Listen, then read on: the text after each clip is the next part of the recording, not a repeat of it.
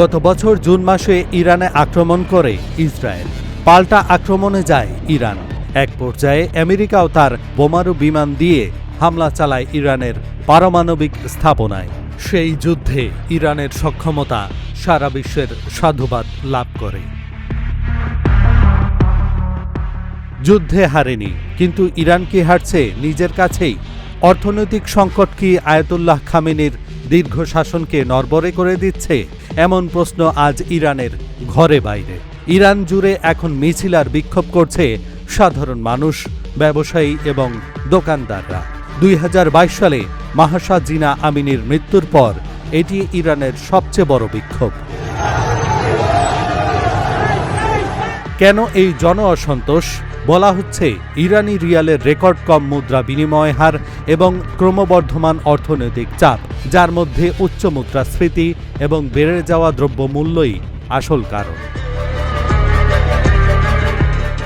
ডিসেম্বরে মুদ্রাস্ফীতির হার ৪২.২% পৌঁছেছে। $1 সমান এখন ইরানের ১৪ লক্ষ রিয়েল। খাদ্যের দাম বেড়েছে ৭২% এবং স্বাস্থ্য সামগ্রী বছরে ৫০% বৃদ্ধি পেয়েছে। আন্তর্জাতিক নিষেধাজ্ঞা, মুদ্রার পতন, সম্ভাব্য কর বৃদ্ধি এবং আঞ্চলিক সংঘর্ষ থেকে যে অনিশ্চয়তা সৃষ্টি হয়েছে, তা থেকেই এই অবস্থা হয়েছে। জনসংখ্যার প্রায় অর্ধেক অপুষ্টিতে ভুগছে এবং তরুণ পুরুষদের মধ্যে বেকারত্বের হার অনেক বেশি। মাংসের মতো খাবার বিলাসিতা হয়ে উঠেছে এবং অনেকে মৌলিক চাহিদা পূরণে হিমশিম খাচ্ছে। সরকারের বাজেট ঘাটতি অনেক বড়, যা অর্থনৈতিক চাপ বাড়াচ্ছে। সরকার চলছে ঋণ করে। মন্ত্রী ও বড় কর্মকর্তারা বিশাল সব দুর্নীতিতে জড়িয়ে পড়ে অর্থনীতিকে বিপর্যস্ত করে রেখেছে। রাশিয়া ছাড়া এ মুহূর্তে ইরানের পক্ষে তেমন কোনো বড় শক্তি নেই।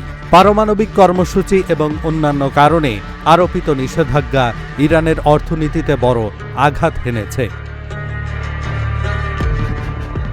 বাহ্যিক কারণের চেয়ে সরকারের অভ্যন্তরীণ রাজনৈতিক ও আদর্শগত সিদ্ধান্তগুলোই এই সংকটকে আরও খারাপ করেছে, যেখানে জনগণের কল্যাণের চেয়ে আঞ্চলিক সম্প্রসারণবাদকে বেশি গুরুত্ব দেওয়া হয়েছে। ইরানের শাসন ব্যবস্থা অতি কট্টরবাদী, নারী বিদ্বেষী। পুরো সমাজকে দেখা হয় কারাগার হিসেবে। ইরান বর্তমানে অর্থনৈতিকভাবে খুবই দুর্বল অবস্থানে আছে, যদিও দেশটির তেল ও গ্যাসের বিশাল ভাণ্ডার রয়েছে। যুদ্ধ জেতার বাসনায় ইরান হেরে গেছে নিজস্ব অর্থনৈতিক ব্যবস্থাপনায়। এহসানুল হক, ঢাকা জার্নাল।